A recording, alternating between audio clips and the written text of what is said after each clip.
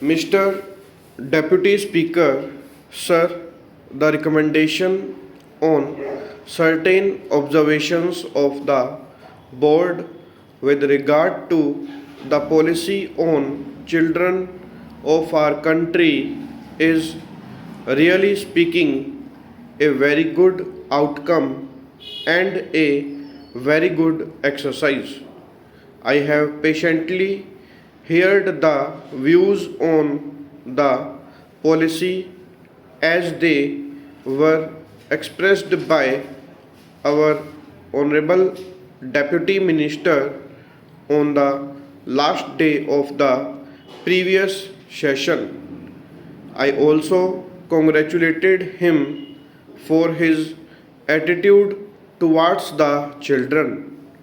But I would like to point out a few things on this national policy on children which is followed in other countries as well as in India. In India, perhaps it is a known fact both from the point of view of religion and that of ancient thinking that the child is treated as God. Usually, it is common phenomenon both in the villages and in the cities. This symbolizes our devotion to children. It also indicates our expectations and our dreams about children. I could really appreciate that when we were under the British rule, we could not involve a suitable policy in relation to children with a view to improving their conditions. But we are now a free country. Para. After taking oath as the Prime Minister of Free India, Jawaharlal Nehru never forgot to mention something about the children of India whenever he spoke, whether on the occasion of Republic Day, Independence Day, or any other occasion. He thought that the country could have been built much more constructively if the children had been given sufficient care and they had been made to feel that they were partners in all our work. This was also the thinking of Lenin in Soviet Russia. Immediately after the revolution, Lenin used to speak about children on all occasions and say that they should be given due care. This resulted in the formation of the Young Pioneers Group for children between the ages of 6 and 14 in Soviet Union and other socialist countries.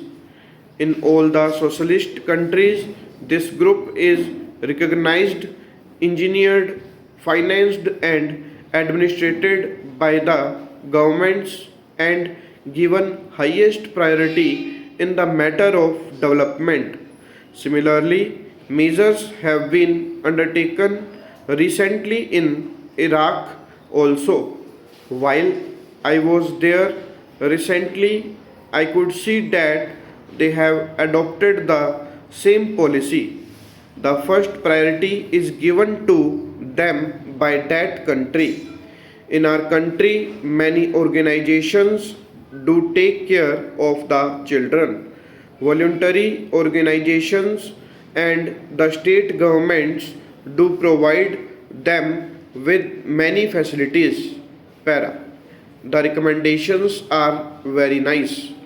If we read them, they appear to be much more constructive than even the young pioneer groups programs in the Soviet Union. But in actual practice, nothing has been done because of lack of funds. If everybody receiving a salary or paying income tax, wealth tax, gift tax, or vehicle tax is requested to participated in the endeavor to raise resources for children, nobody will object.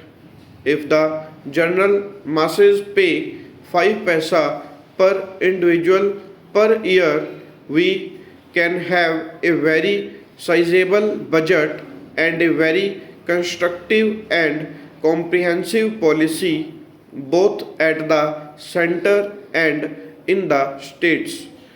When a child grows into a young man, he talks of sports and games. Look at the budget allocation for sports and games, which would help the development of the mental and physical potential of the young of our country. It is a small amount in comparison to what they spend in Middle Eastern countries. In a country having 100 crores of people, that is the second largest population in the world. Children and youth are not given any financial expenditure support by the government. There is no compulsory item of expenditure for the promotion of the moral and cultural agents of the children in the national sphere. This work has to depend on some social organizations. I do not object to the participation of voluntary organizations, but I do feel that when a country proclaims itself to be a socialist country or a country on its march towards socialism, the looking after the youth and children should be the basic pillar of the policy of the country. What is the position in our country? The children are badly neglected. They do not know even their own parents. In the words of Jawaharlal Nehru, when a children is born in this country, it should consider the country as its mother, and the country should consider the children as their own. Do our children think of our country in that way now?